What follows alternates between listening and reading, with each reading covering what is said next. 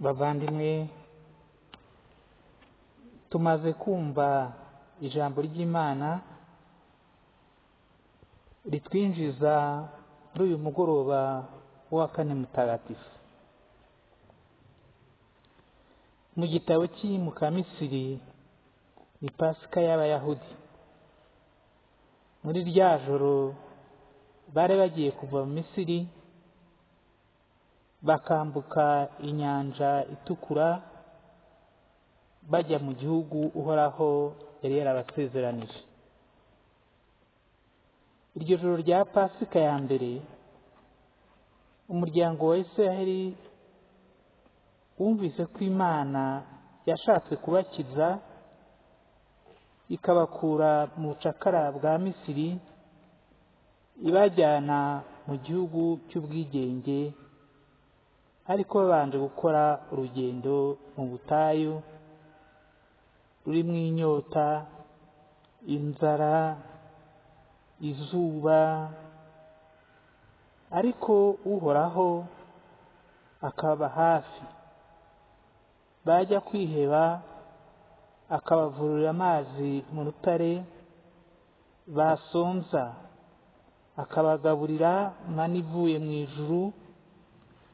Bityo mu rugendo rwabo rukomeye bagenda babona ko Uhoraho ari hafi yabo.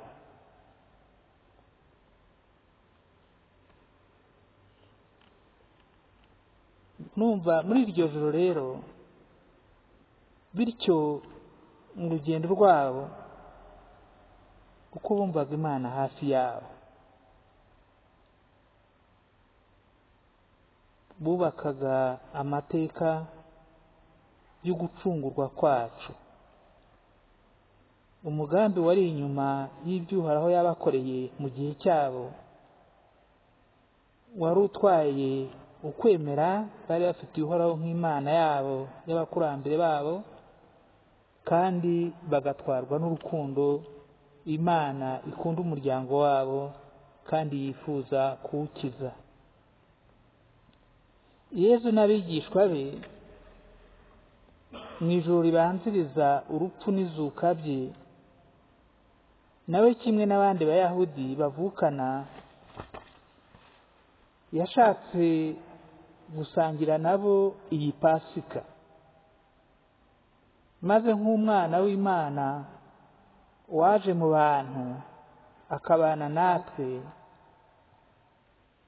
ashyiraho Pasika nshya y'iteka rishya ryashushanywaga n'iya mbere, ku buryo bworoheje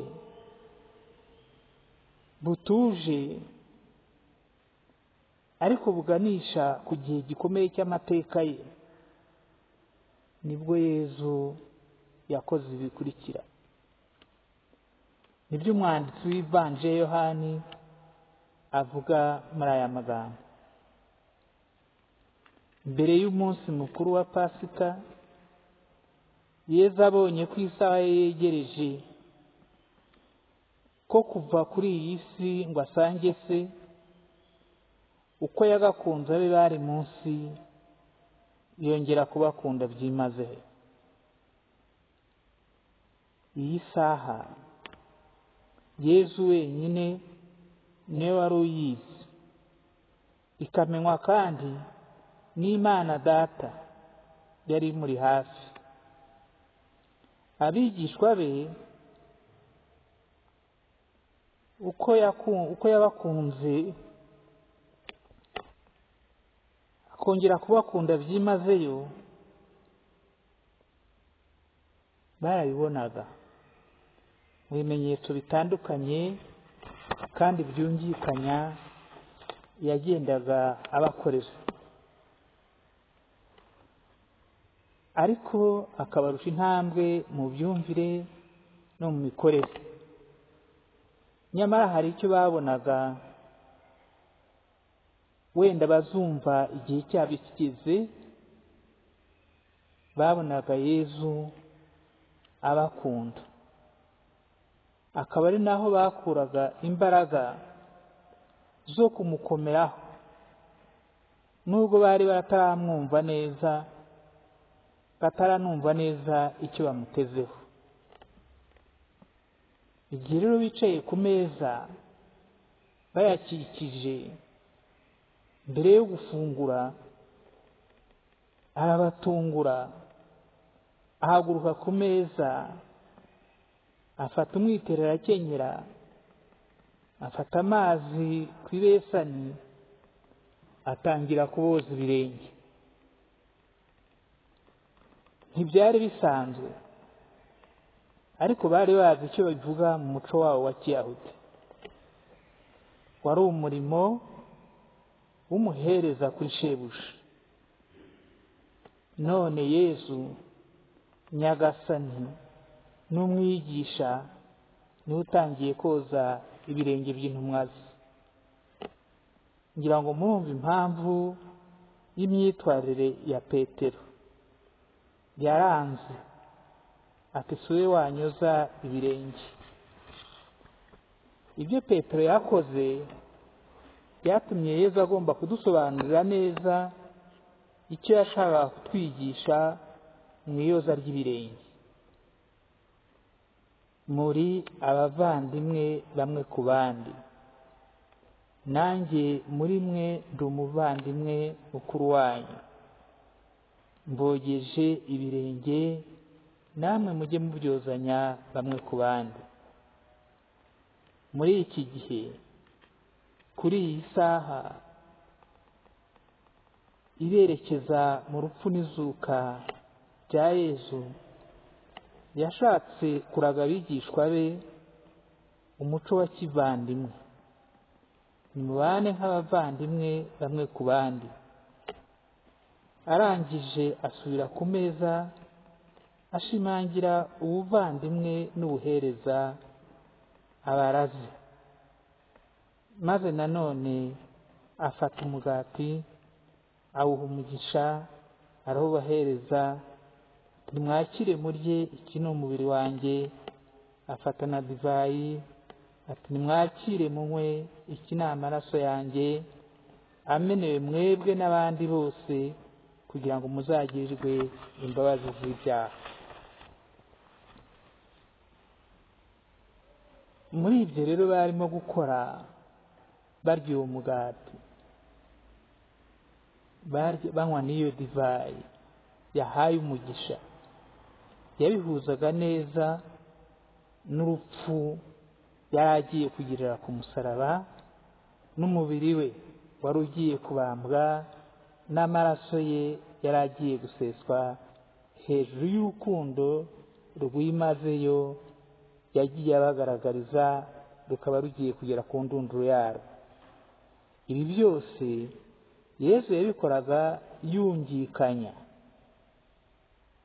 Bamaze kurya ku mugati no kunywa kuri divayi, Yesu yabashyizeho nk'urwego ruzahoraho, kandi ruzahozaho urwibutso abasigiye. Ati nimugende, ibi muzajye mubikora munyibuka. Bavandimwe, nta gihe tuzavuga bihagije iby'iri sangira rya nyuma rya Yesu n'abigishwa be, ryabanjirije urupfu ku musaraba n'izuka rye mu bapfuye. Koko rero, nk'uko Pawulo Mutagatifu abivuga mu ibaruwa twumvise mu kanya, igihe turya uyu mugati tukanywa no kuri iyi nkongoro, tuba twamamaza urupfu n'izuka bya Nyagasani kugeza igihe azagarukana ikuzo. Ibi ngibi bikubiye muri aya masomo matagatifu uko ari atatu, nimureba murasanga inyuma yabyo umurage uyambukiranya n'umwe. Ni uko Imana yaremye abantu kandi ikaba ishaka kubakiza, akaba ari ugushaka kwa Data Yesu yari yifitemo kandi yagombaga kugaragaza. Muri iri yozwa ry'ibirenge, iremwa ry'Ukaristiya n'iry'urwego rw'ubusaserdoti turimo kwizihiza muri uyu mugoroba ni ibanga rikungahaye ryo gucungurwa kwacu Yezu yashatse kugumishaho ku buryo bushya, ku gitambo gishya no ku myumvire mishya iri inyuma yari iyoza ry'ibirenge.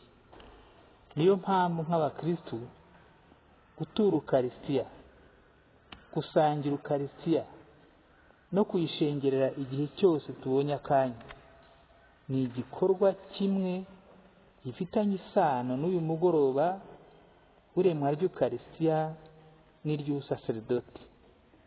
Rega burya Ukaristiya n'ubusaserdoti bwacu byavutse impanga.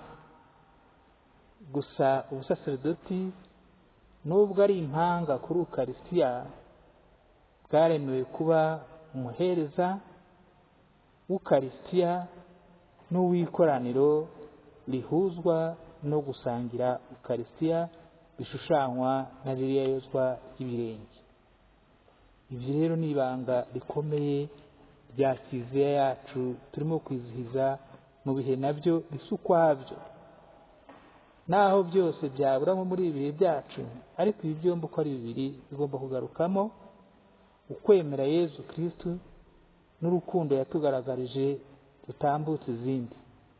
Uwakumva ibyo byombi akabizirikana mu buzima bwe aba akoze Pasika idasanzwe, kandi iyo nifuriza buri wese dusangira uyu mugoroba.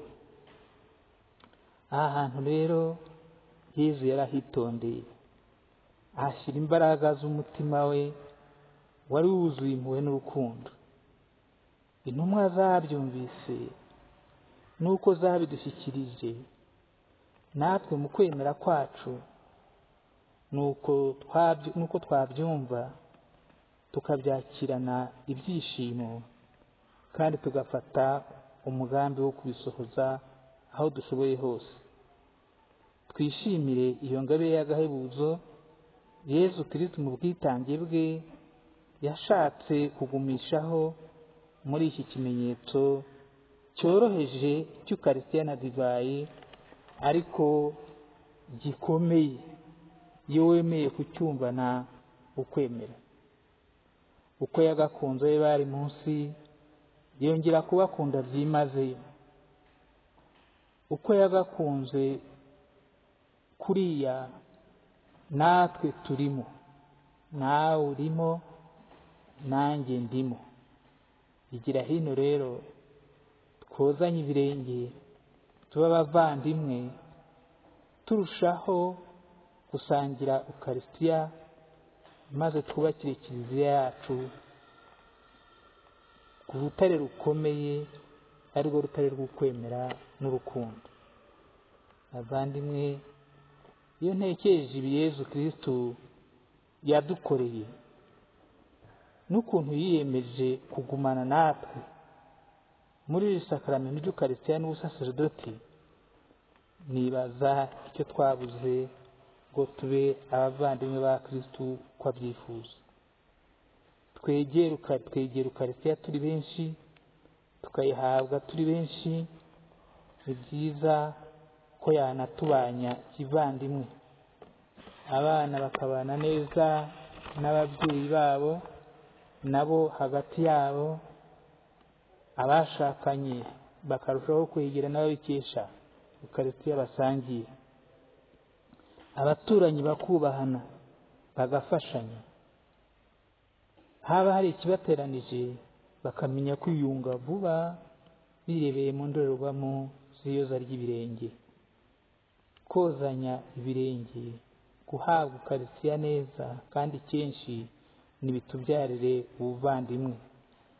Kumenya kwitangira abandi n'uburyo dukora mu byo dukora byose tubisabe Nyagasani, kandi tubisabira n'abandi bose dusangiye uyu mugoroba w'iyi Pasika yo mu bihe bidasanzwe.